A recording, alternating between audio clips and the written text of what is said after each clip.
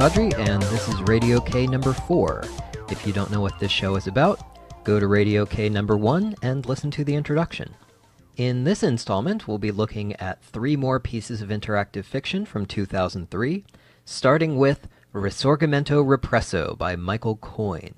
Risorgimento Represso took 2nd place in the 2003 comp and was a Zizzy finalist for Best Game. Despite the name, it's not Italian, it's very, very British. Before you even get to type anything, you will already have encountered the terms takes the biscuit, chap, and elevenses. And back to talk about it with me is Alex Hoffer. Okay, so I want to give you the floor to start because, 1, I have a long political rant that was prompted by this game, so I figure I should balance that out in advance. And 2, it seems like you liked this game a lot more than I did.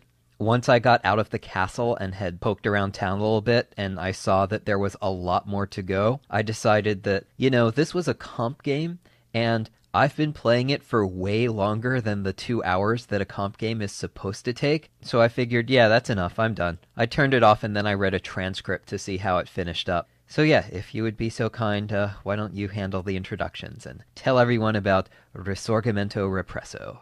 It starts out as one of those you're in a college classroom games and one could get the wrong and scary idea about what kind of game this is. But it becomes very clear very quickly that it's actually going to be a fantasy game, a little light on the fantasy, sort of a fantasy puzzle game that some might consider to be Infocom-like. So you very quickly leave the lecture hall and you end up in a fantasy world where you are working with a wizard who explains how you were transported there, and you need to do a variety of tasks for the wizard to get yourself sent home or to understand the world that you're in. So, yes, it's a very clear genre. It's a little reminiscent in some ways of the Enchanter, Spellbreaker. I don't actually remember the names of all the games in the series, except that one thing that you learn rather quickly is that, much unlike those games, you don't actually cast any spells that I can recall. You sometimes encounter magic items that you can use, but there's actually no magic system in the game and no spells. You often use science to solve problems, and this actually becomes a theme of the game's plot as well. But this is definitely a differentiator between this game and the Infocom series that it's reminiscent of. It's very puzzle-based. It's got lots of puzzles that I found very appropriate in terms of difficulty level. They weren't too easy, they weren't too hard. There's a built-in hint system that you can use if you get stuck on the puzzles, and it's got that nice, increasingly explicit levels of hints as you go through each hint. I really liked the puzzles' difficulty, and I especially liked the fact that actually most of the puzzles have more than one solution, but it's not necessarily obvious that they do. So there's not some big gaping hole where there's stuff in the game that you don't use because it was only a solution for another puzzle. The alternative solutions are generally pretty subtle. One of the things that distinguishes this game, and the main reason that I loved it so much, I mean, I like the puzzles, but what I really loved about this game is the incredible depth of implementation. And this is actually why I feel it's a little inaccurate to say that it is Infocom-esque, because none of the Infocom games, as far as I'm aware, had the kind of incredibly deep implementation that this game does. Yeah, I noticed the depth of implementation too, and I even noted down an example. At one point early on, you're parked next to a window, so naturally I looked out of it, and the game said, among lots of other things, that I saw a fountain. So I tried looking specifically at the fountain, and it worked. The game replied that the fountain was lined with figurines, so I tried looking at the figurines, and that worked. The game said that the figurines were spraying water into the fountain, so I tried looking at the water, and that worked too. And the description of the water had no other nouns, so I knew I was finally done. Now, as far as Infocom is concerned, to be fair, and I know that you know this, but for those who haven't played a lot of games from the 80s, Infocom was dealing with very tight memory limits. So their games seem very bare bones nowadays, but that was due to the hardware. It was not due to authorial incompetence. Oh, yeah, of course. Definitely. And I actually think that this is one of the really fun things about the new generation of games that we've got now. And not just interactive fiction games, even though you do see this in IF, but, the other weekend I was at a friend's place and we were playing a couple games on their Xbox. One of them was called Towerfall, and one of them was called Fez. And these are both games that are 8-bit in terms of their illustration style, and in certain ways are obviously made to look and feel like games from the 1980s. But when you actually look at what these games are doing in terms of their physics and their number of options and special abilities, and in the case of Fez, even in terms of its graphics, which, even though they're 8-bit, are also 3D, which is kind of an odd experience in a game, they go way, way beyond anything that was actually technically possible in the 80s, but they still retain the same aesthetic because people really like it. Cool. Anyway, I think I interrupted you, so you were talking about how well implemented the game is. Every single thing that you can do, it seems, has been anticipated by the developer. Everything has a logical response. There is a list of amusing commands that is probably like 100 items long. And I thought that I had discovered plenty of amusing things when I was playing the game, but there's also lots that I didn't discover. And it's also just delightful. When you encounter these commands, it's not just like, oh, well, yeah, I guess he thought of that, but it's not a very exciting thing. Like, the writing in response to the things that you can do is really funny and charming. And I think that's what takes this game from the level of like, okay, fun puzzle game, solid puzzles, whatever, to a really enjoyable classic style Infocom game. And I guess this is part of the reason why I'm surprised that you stopped playing it after you got out of the castle, because I just had so much fun seeing all of the responses that I could get the game to give me that I really wanted to explore every nook and cranny of it. Yeah, this was just not for me. 2003 was the year that I wrote my big comedy game, Narcolepsy, and I think if you play that and you play this, you'll see that it's just a very different comedic sensibility. Which isn't to say that Narcolepsy is the only kind of comedy I like, or even that it's the only kind of comedy I write. I like quite a few different flavors of comedy, but this just happens not to be one of them.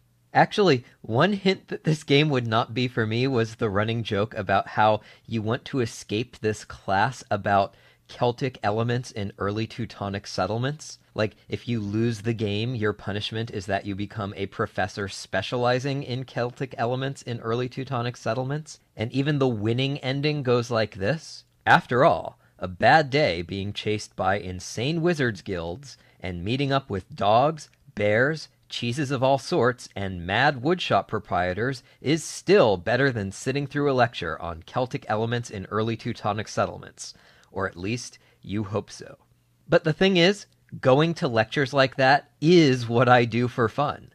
I go to history classes at Berkeley just for entertainment all the time. And Yale actually has a class up on YouTube about European civilization from the year 284 to the year 1000, and I watched every one of those lectures raptly, including the ones about early Teutonic settlements and about the Celts.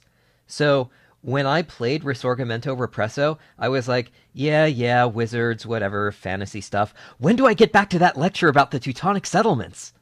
I think everyone's had their Celtic elements and early Teutonic settlements experience. I think mine might have been early medieval British literature.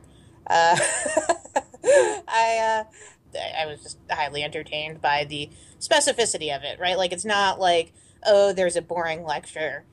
There's a boring lecture about the way that huts in early Teutonic settlements are arranged in the village, and that just endeared the game to me, that it's willing to be so specific and concrete. Yeah, specificity is usually a big plus just in general. I remember that back in '01, there was a game called No Time to Squeal that started off with a football player getting in trouble. But it wasn't for, like, taking steroids or domestic violence or anything like that. It was for using a corpse as a ventriloquist dummy. And that is specific enough that I still remember it 14 years later. And I should point out that, yeah, I get that the actual lecture in Risorgimento Represso is a joke. If you actually listen to it, you find out that it's about how when Teutonic huts collapsed, they looked sort of like crosses, so those are the Celtic elements. That I find to be A, very sad, and B, totally reflective of the actual conditions of academia. I really also enjoyed the fact that many of the puzzles involve understanding your environment and understanding what's going on rather than just applying items to other items. And I like the fact that, for example, taking the bottle to the hermit means that you actually get what's going on and you understand how the game works. I think also my favorite example of this is the actually apparently optional puzzle where you climb the fence to get into the farmhouse. And not only is it a great puzzle because you really have to understand what's going on, but because A, it's a multi-part puzzle. So much in the style, again, of the old Infocom games, I think the puzzle that's sort of most notorious for being like this is the Babelfish puzzle in Hitchhiker's Guide to the Galaxy, where there are all of these steps that you can take that get you increasingly closer to the answer but don't quite get you there because there's some other barrier that comes up in your way as soon as you get over the first barrier. Yeah, it did seem like this guy had played Hitchhikers as an impressionable youth and got to the Babelfish puzzle and was like, oh yes, someday that will be me. Exactly, yeah. So you get to do that when you climb the tree, and so each step of the way you encounter a new obstacle. And then there's the part where you understand your situation. So the particular part of the puzzle that I loved is that at some point you have to become much heavier when you're in the tree. And the way you do this is you have a bag of holding that while it contains things, those things have no mass and no volume, and then you take them out and they actually do have those attributes. And, you know, it's your standard bag of holding that you use for convenience in games. But in this case, you actually use it as sort of a physics workaround so that you can climb a tree while holding a cannonball and then take the cannonball out, and then suddenly you're very heavy while you're in the top of the tree. And that allows you to solve the puzzle, which I thought was very clever and a way of using a part of the environment that a lot of people just take for granted because it's just part of the scenery, it's part of the genre, but no, it actually becomes important. Yeah, that sort of thing is one of my favorite tricks when you've been taking something for granted but then have to consider its actual properties. I don't want to give too much away, but there's a puzzle in my game Endless Nameless that operates along similar lines, except instead of a bag of holding, it's your money. You spend the whole game buying stuff with it, but one part depends on you realizing that you can do something with a gold coin that has nothing to do with trading it away. The other thing I wanted to point out about the fence climbing puzzle that I also love, and that is not actually completely obvious when you play the game, is that in order to solve this puzzle, your character has to look progressively more and more ridiculous. Because in order to solve it, you have to put on a helmet, and you have to put on goggles, and then you have to wear a bearskin rug as a cape, and you have to hold a cannonball. So you can just imagine what your character is looking like. Everything about this game is delightful. I can't, like, even the part where you cover yourself in butter, and then later on, if you type taste me, it says that you taste like butter. It's just, every single thing about this game is wonderful. That's really interesting. Obviously, in a graphical game, you would see how silly you look, but I wonder to what extent people playing through this puzzle were actually visually imagining what the scene looked like. I certainly did, and again, I think the reason for that was because of the depth of implementation, because other characters notice when you're dressed like this and they remark on it, and when you walk places wearing the bearskin rug, like you get text about how it was hard to do it because the rug kept dragging in the dust and it was really annoying. And because, again, of the depth of detail and the fact that this stuff keeps being brought up, I did have that mental image because the game wouldn't let me forget it. That reminds me of how when I first started working on movies, I once suggested that the main character put on a supporting character's jacket, and my boss sort of jumped up and said, yes, now you're finally thinking like a screenwriter, because the audience gets to see that jacket for the next half hour, but it only takes up one line in the script, and space in a script is always at a premium. Whereas in a book, if you want the audience to be aware of what the characters are wearing, you have to keep mentioning it over and over. Yeah, it seems like the IF is sort of between those 2 points. You don't see it all the time, but if you can mention it when a character does something or talks to somebody, then you do remind them of it, and it's more natural than having a book where every sentence starts while wearing the bearskin rug, so and so. Oh, yeah, like how in A Mind Forever Voyaging, there's all this dystopian stuff that would be really clunky if it were just rattled off, but because you have to choose to look at it piece by piece, it seems a lot less heavy-handed. And speaking of things that are heavy-handed, I guess it's time for my political rant.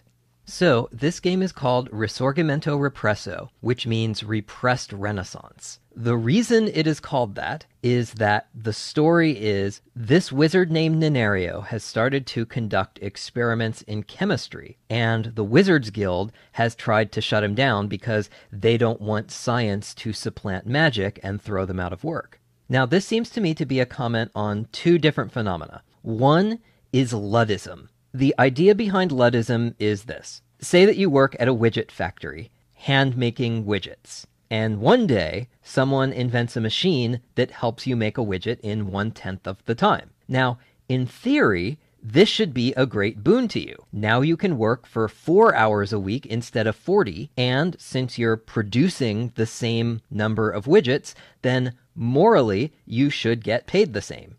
Except that's not actually what happens.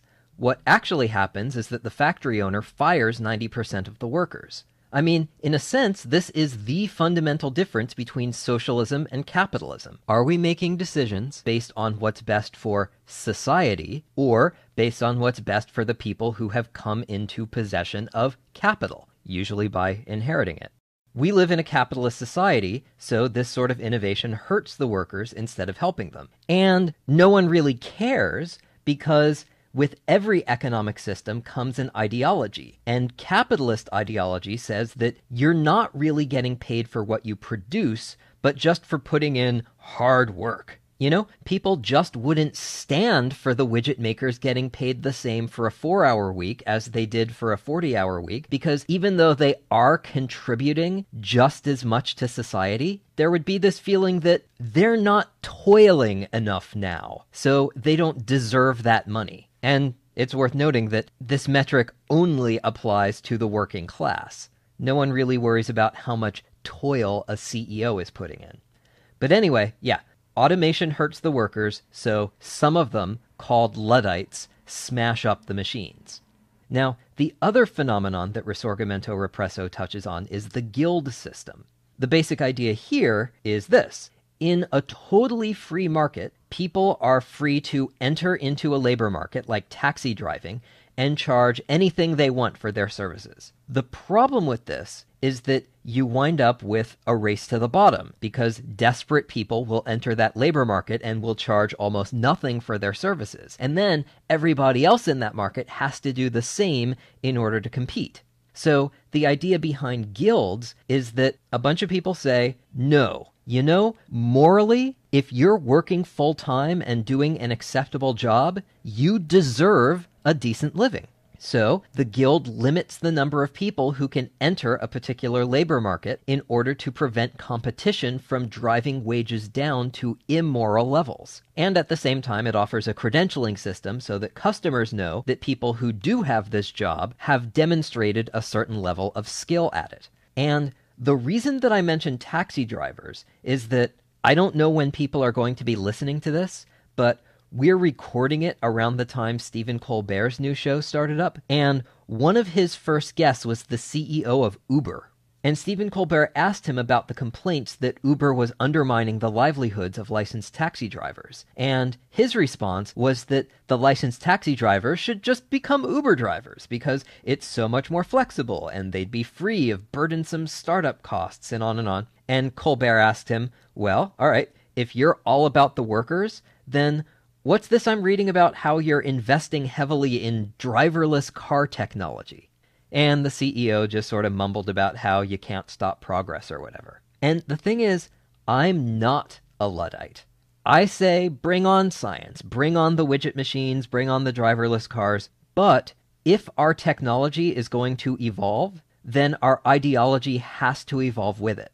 And maybe that means shorter work weeks. I've read that Sweden has been making noise about moving to a 30-hour work week. Or even better, let's get that guaranteed minimum income off the ground. Switzerland was talking about $34,000 a year. But no matter what the solution is, the basic problem is that you cannot pair an ideology based on an endless need for labor with a society that's dealing with a superfluity of it.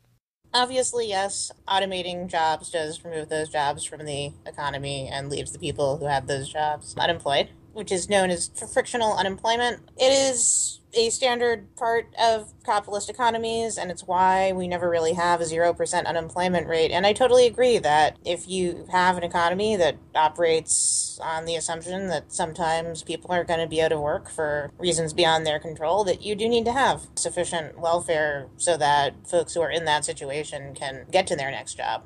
I am not entirely sure about the idea that automation is necessarily going to or should lead to shorter work weeks. So if you look at the history of, people worked a lot a long time ago, 11th, 12th centuries. They work a lot now too. It's hard to get incredible apples to apples comparisons of what the workday looked like for someone in the 12th century versus someone now. But my understanding is that the amount of leisure time was comparable, but our standard of living is much, much higher because we have people working on things that are higher leverage. So we have people who are building driverless cars instead of driving cars. And that is something that makes everybody's standard of living better. So we can invest our time in things that are going to raise the overall standard of living.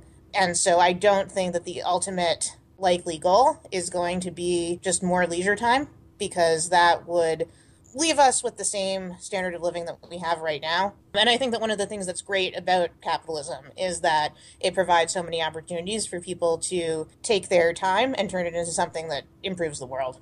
Yeah, I don't know a whole lot about labor in the 12th century, but I have taken several classes dealing with at least American workplaces in the 18th and 19th centuries. And while people may have been putting in very long days before industrialization, my understanding is that they weren't actually working that much more than people today because they got to set their own schedule. And that applied to the actual work. Like, if you were a shoemaker, you crafted the whole shoe doing lots of different tasks. You didn't just sit at a workstation on an assembly line gluing soles on hour after hour and day after day. But it also applied to the work day. Like, if you wanted to knock off for an hour and run errands, you could do that.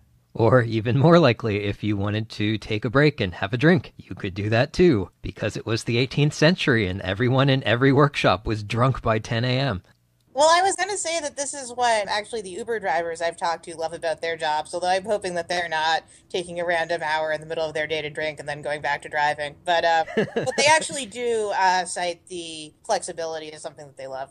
Yeah, and that goes for me too. I've been pretty lucky in that I haven't had a 9 to 5, and so I've always had that flexibility. Like, when I was a tutor, my appointments were at times that worked for both the students and for me. And even when I was a substitute teacher, I'd call into the phone system and I'd choose to work on some days and not on others. But that's sort of the thing. I'm not really talking about me here. I mean, I actually have been thinking a lot recently about what I'm going to do going forward. I've mentioned that a while back I had a gig as a screenwriter, and I saved up enough to write a book, and I'm hoping to make it 2 before my savings run out. But if those books flop, I'm going to need to have an income again. And I am worried about that, but not catastrophically so, at least not yet. I think I should be able to get a job as a history teacher or something that will make me look at my workday with at least some anticipation along with the dread. But that's because I happened to randomly hit the genetic lottery and found school pretty easy for me. So I was able to get merit-based scholarships and things and get the credentials that can get you work that isn't entirely soul-destroying. Though maybe that won't be enough. I guess we'll see. But in any case, not too many people have had that kind of luck. I mean, sure, you can say that a job building driverless cars is a lot better than a job driving cars, but the people who are currently driving the cars are generally not going to be the ones working at those engineering firms. They're going to be shunted into sectors of the economy that offer no fulfillment whatsoever. And yeah, you're right that in many respects, even the poor of today are better off than the wealthy of centuries ago. You know, we have more electricity and fewer cholera epidemics, but in some respects they're not, insofar as they're stuck spending 8 hours or more every day working a Walmart check stand or assembling iPhones or some other kind of drudge work that makes you want to die. Right. Yeah. That kind of work should not be done by people. That should not be the kind of job that we're creating more of. In fact, as someone who is pretty libertarian on this particular issue, I would actually say that this is one of the areas in which our government really does a horrible job because our current tax structure and the way that health insurance works in the United States really works against people taking jobs that have flexible hours and really works against freelancing and really reinforces the system of you work for an employer, ideally a massive employer, and that is the kind of job that the way our country is set up really rewards having. And it really shouldn't be like that. Right. Another of my concerns, though, is that you say that people shouldn't be doing these jobs, which I agree with, but as more and more sectors of the economy get automated, including high-end sectors like medicine, what are people going to do? A lot of the work people do now already doesn't actually add to the commonwealth of society. Like, advertising just tries to divert money from the pockets of Coke executives into the pockets of Pepsi executives, or vice versa, but it doesn't actually add anything. I have this reading list based on recommendations made by people who visit my website, and I don't normally read science fiction, but people keep recommending it, and a lot of the science fiction that has shown up on this reading list so far has turned out to be about this issue. I guess the utopian version would be like The Culture, where machines do all the work so people live lives of leisure and can just go mountain climbing or have orgies or whatever they like. The dystopian version would be like this book called Counting Heads, where the machines still do all the work, but people still have to make money in order to live, so the only thing they can do is like performance art. Yeah, no, seriously, we're not running out of work. I mean, if you just look out of your window, I live in San Francisco. It's definitely a city that has a lot of problems, and it's just impossible to think that we're actually going to solve all those problems, and then everyone can go back to, sitting around on their sofas all day because every problem's been solved. No, like there's a lot of work that needs to be done, and I think that by freeing people from doing horrible, tedious menial jobs, ideally that we can get them doing much more high leverage jobs that help us solve our real problems. I do think that one thing that our society needs to worry about a little bit is making sure that as we create more jobs, that they actually are high leverage jobs and not just part of some sort of make work cycle. But I think that, if we do things right and thoughtfully, that automation and getting rid of some of these super tedious, horrible jobs will allow us to put our efforts into solving the problems that we have. Yeah, that's the flip side. Every time a bridge collapses or a water main breaks and floods a neighborhood, it raises the question of, we had the housing bubble burst and a lot of construction workers lost their jobs, and meanwhile we have all this infrastructure that's falling apart, so why can't we just put two and two together? And yeah, I know that we don't want to revive, like, the old Soviet nomenclatura system, but even in my case, it feels really backward that there's no efficient system that lets me show up and say, hello, I'm looking for work, and these are my skills. And the system replies, okay, here's an AP history class for you to teach in Walnut Creek. Instead, it's a much more chaotic process of crossing my fingers and poking around on Craigslist, even though I've done that before and not found anything that looked fulfilling. Yeah, no, it's super inefficient. It's funny, as you were describing that, I was thinking like, I wonder if someone could build a startup to deal with this problem. Yeah, and meanwhile, if Michael Coyne is listening to this, he's probably thinking, how did this turn from a conversation about my game into a discussion of the Soviet nomenclatura system? This is worse than early Teutonic settlements. So, We'll end this one here. And we will move on to Scavenger by Quentin Stone. Scavenger took third place in the 2003 comp and was also a Zizzy finalist for Best Game. And here to talk about it with me is a new guest, Kat Zhang. And just to verify, it is Zhang and not Zhang? Yeah, I think that was a pronunciation that was foisted upon me when I was young, but yeah, it actually sounds quite strange if I say Zhang. Okay, well, we'll talk about the game in a moment, but first, let's meet Kat. I live in Australia, and I have a background in graphic design and illustration. After a few years of that, I decided I wanted a real job, so I studied engineering at university for a little bit, and then I put it on hold to work at an engineering firm, which was a very good opportunity and very educational and informative, and it gave me a really good view of the industry, and I'm in nursing school now. So my life goal, I suppose, is to work in every employment sector. I think after nursing, I'll probably become a pro wrestler. Anyway, I started playing IF when I was like 12 or something, and the first piece of modern IF I played was Caged by Ian Finley, and I think before that I had played the old style text adventures, but they hadn't really made an impression on me, because I remember knowing how to operate the parser and stuff like that, but I have no impressions of actually playing the older games. I don't think I ever got very far in any of them. I remember not liking them very much, actually, because they're all very, obtuse and not very well clued, and you could get stuck. I actually played all of your games and all of Ian Finley's games, and aside from that, I sort of just played titles here and there. Like, I remember playing For a Change and The Gostak and Textfire Golf. And I've actually heard of all of those. Yeah. I mean, not just because I wrote one of them. Those are from 99 and 01, back when I was still keeping up. Yeah, I played for a few years, and I played some of like the big titles around that time, and then I sort of lost track of the new stuff coming out.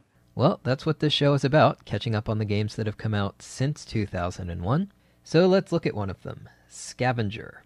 The premise of this one is that it's the year 2160, and 100 years ago there was a nuclear war.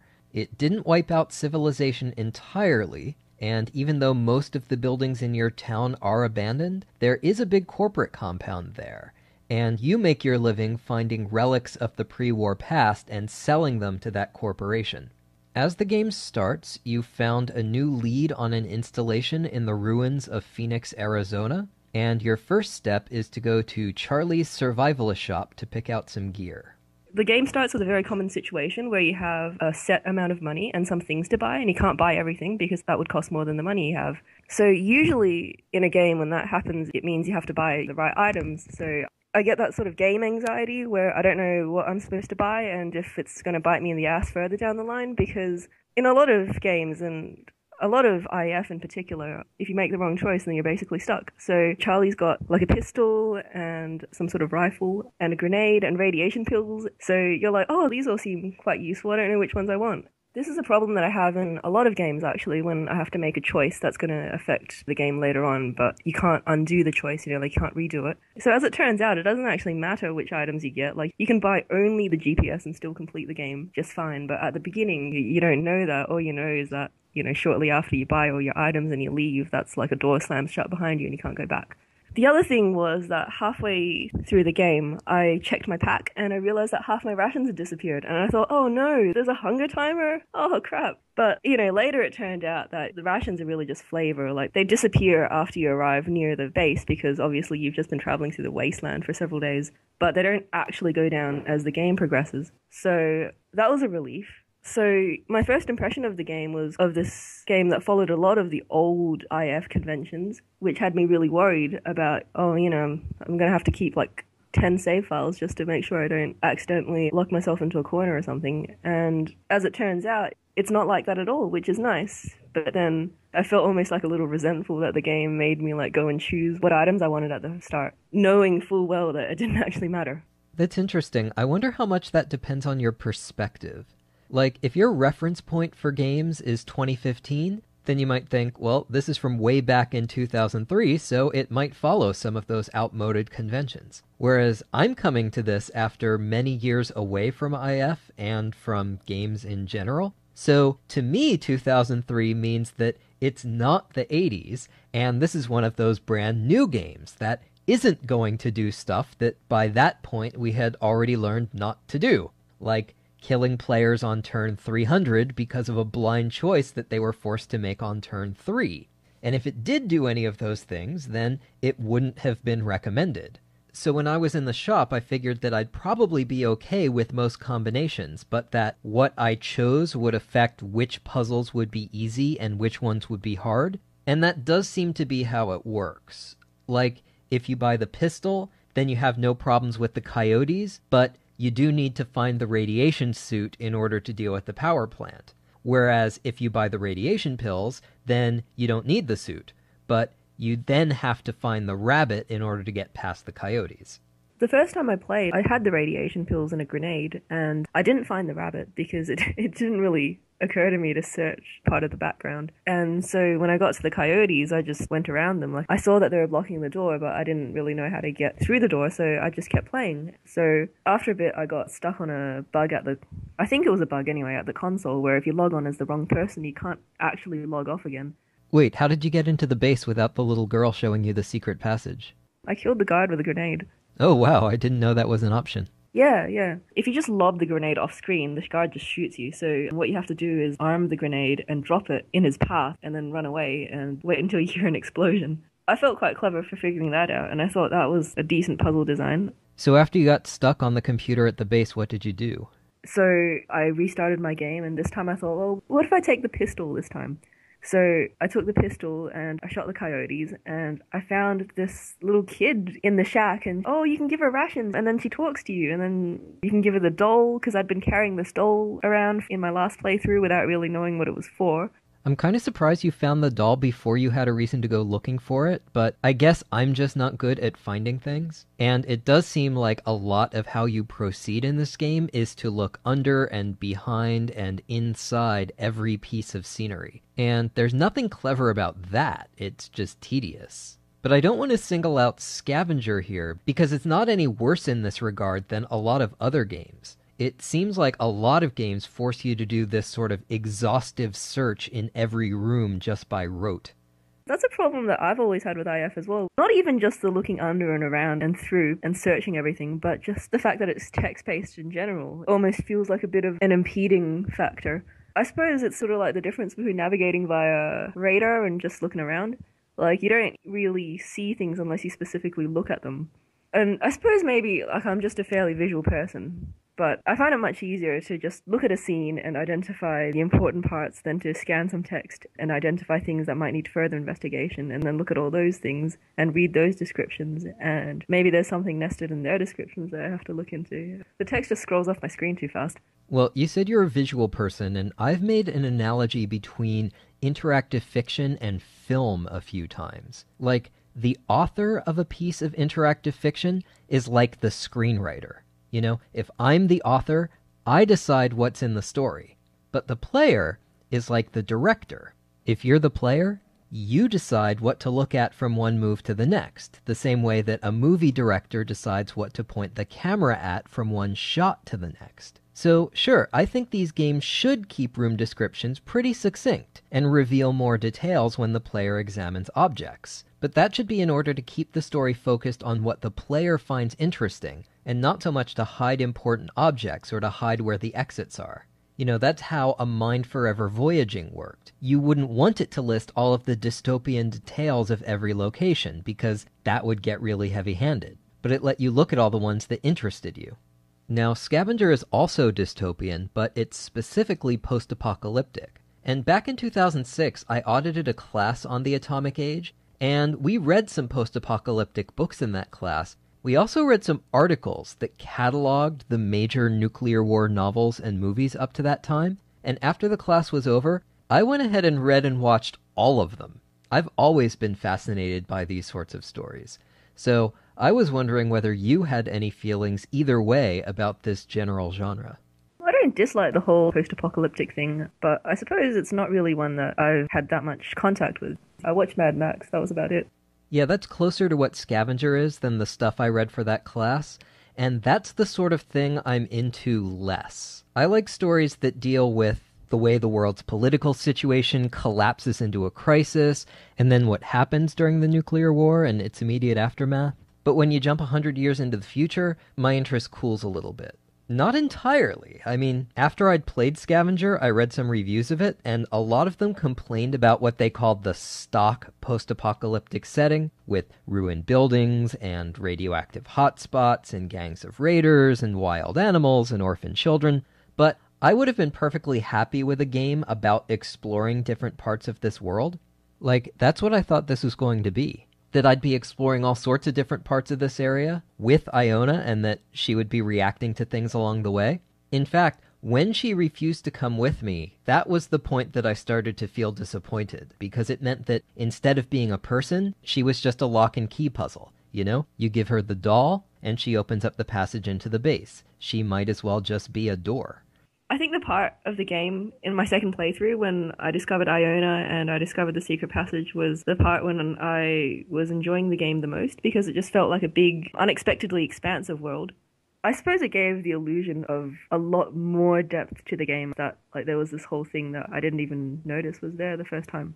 But as it turns out, the whole game sort of takes place in the base anyway, so that's just different ways of getting in. Yep.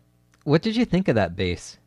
I found the bandits more interesting than the base. You know, the first floor is populated. The game actually explicitly prevents you from interacting with the bandits, but it's still a very lively environment, and I found that interesting. And then it was good to find out about the history of the base. That was reasonably interesting, I suppose. But as I got further into the bowels of the base and there was nobody around, I found that less interesting.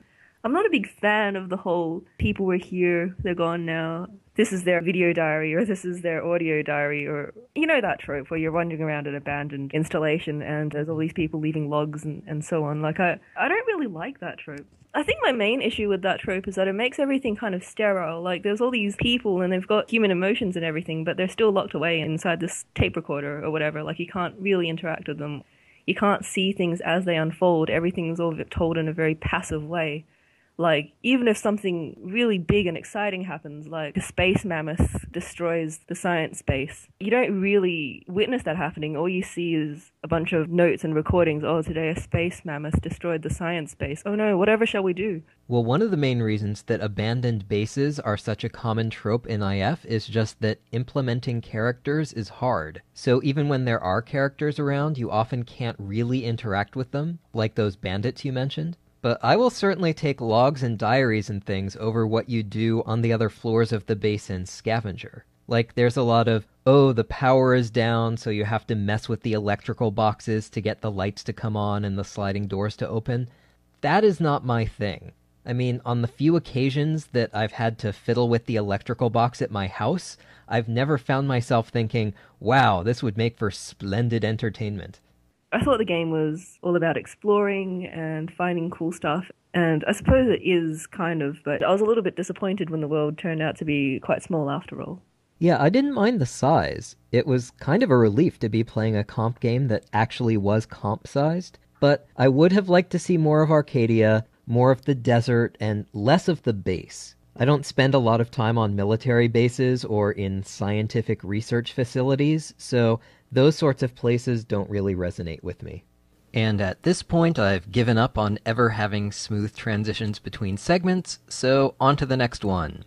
Our final game for this installment is To Hell in a Hamper by J.J. Guest. It won the 2003 Adrift competition, and we'll talk about what Adrift is in a bit. And it was also a Zizzy finalist for Best Game. And here to talk about it with me is Claire Parker. And I think we both like this one, right? Yeah, it's an entertaining game. It's amusing enough. It has a kind of a goofy, Britishy style wit to it. It starts out where you're going on this expedition around the world in your balloon. And it's a lot of very silly, very goofy humor. So if you like goofy things and not extremely difficult puzzles, it's definitely enjoyable. Yeah, I didn't find it to be a laugh riot or anything, but there were a lot of things that made me smile. And I will always have a soft spot for this game because it's the first of these that I've played since I started this project, in which the puzzles were not trivial, but I was still able to solve it without hints. Yeah, it's not so easy that you feel like it's babying you, but there's a limited number of items, and I guess they all come back to you if you throw them away prematurely. And the combinations are not super simple, but relatively intuitive. Like, I think a big point of it being a comedy game is that if it gets frustrating, like it's no longer funny. You're like, I hate this game. It's too hard. I'm like never gonna look at a walkthrough in a comedy game because by the time you get to the walkthrough, you're just like, I hate this stupid game. It's not funny. Stop laughing at me. My failure. Yeah, that actually came up in the segment about the Monkfish game, the idea that as soon as the player gets frustrated enough to get into, like, grrr mode, you're not going to have a very receptive audience for your jokes. So I was thinking, whether it's a game or a movie or whatever, I usually find that it's harder to find stuff to talk about when it's a comedy. Especially something like this, which really is just puzzles and jokes. But there is one natural question to ask in cases like this, which is, why is this funny? And I got to thinking, one really funny game that could have been an all-time classic, if not for all of the bugs, was a game from the '01 comp called Fine Tuned by Dennis Jers. And what that one had in common with this one was that they're both about old-timey transportation. In Fine Tuned, it was those newfangled motor cars and the epic journey to the end of the driveway. And in this one, it's hot air balloons. So my question to you is, why is old-timey transportation funny? Yeah, I don't know. It's like The General with Buster Keaton, which is all on a train, and it's just like ridiculous. It's hilarious. I think mechanical things are sort of inherently kind of funny. And even though there's not that much mechanical in a balloon, there's a lot of sort of mechanical types of things in the game. So, like, stuff can sort of go hilariously wrong, and it's like not really anybody's fault. There's sort of like a action reaction thing with like very mechanical things. And this one is very mechanical. Like, you throw something out and you go up. You can set up something funny, and then you can see all the dominoes fall down in a way that's both predetermined and like not necessarily predictable. And that's kind of a staple of like slapstick type of humor, where like all the ducks are in a row, the Rube Goldberg machine is set up, and you trigger it, and then something that you didn't quite predict happened, but it was all very like set up ahead of time. So I think that's why machines in general are funny, and transportation machines are like big enough to like encompass a person. Well, that's a good point about being inside the machine. I guess there's also a little bit of what Tumblr might call punching down at the past, like, haha, you think you're so futuristic with your motor car and your balloon, but really you're primitive. But the other thing I was going to ask, just for the sake of having something to talk about, is this. The last time you were on, we talked about Photograph, which is a ponderous story about an older man reflecting on the mistakes he'd made in his life. And then you have To Hell in a Hamper, which has puzzles and humor and is successful at those things, but doesn't really have anything in terms of plot or characterization or theme. And yet, they both ended up getting nominated for Zizzy Awards. They weren't competing against each other because they were in different years, but they could have been had the release dates been a little bit different, which is kind of weird. Yeah, it seems to be like the same sort of thing with comic books or graphic novels or whatever you want to call them. There's all sorts of different things, and that they're all on the same shelf in the library.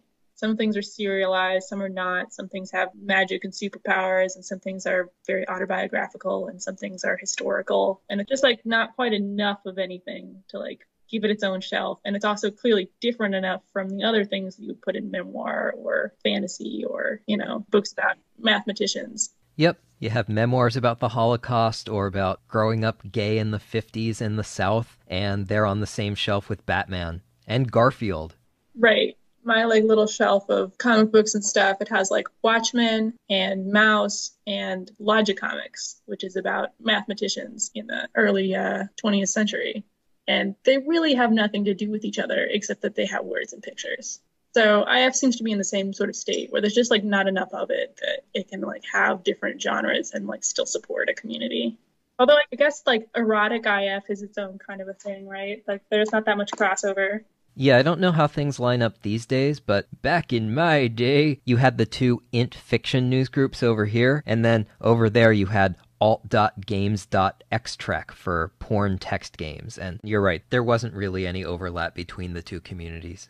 Now, the last thing I should say about To Hell in a Hamper is that there are actually two versions of this game. The original was written in a language called Adrift, which was a system designed to be easier to create games in than the major IF languages like Inform. So I started with the Adrift version, and it's totally unplayable. Like, I could go ahead and turn this into a half-hour segment just by going through all of the bugs that I encountered in the first couple of minutes, but here's just one. I tried to examine an overcoat, and the game replied, "The overcoat is object 1.button space up pipe open underscore 2 period." Makes perfect sense to me. I don't know what you're complaining about. Yeah, so if anyone was encouraged enough by this segment to check this game out, get the TADS version. The TADS version worked fine. And that wraps it up for the 4th installment of Radio K. Thanks to my guests Alex Hoffer, Kat Zhang, and Claire Parker, and to the authors of the games we talked about, Michael Coyne, Quinton Stone, and JJ Guest. And thank you for listening. If you think you might like to be on the show, I'd love to hear from you. Just go to adamcadre.ac and click on the stamp. And while you're there, you can also click on the calendar stone and find a review that I just posted of another IF game, Moments Out of Time by Ross Rzuski. So if you've listened to this entire show and still haven't had enough, check that out. Bye for now.